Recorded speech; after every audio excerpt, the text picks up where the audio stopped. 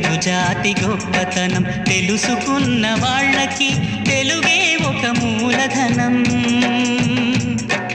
తల్లి తండ్రి నేర్పినట్టి మాతృభాషరా, తెలుగు మరచిపోతే వాళ్ళని నువ్వు మరచినట్టురా, ఇది మరువబోకురా.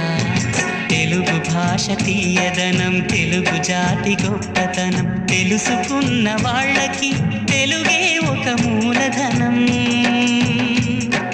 తల్లి తండ్రి నేర్పినట్టి మాతృభాషరా, తెలుగు మరచిపోతే వాళ్ళని నువ్వు మరచినట్టురా, ఇది మరువబోకురా.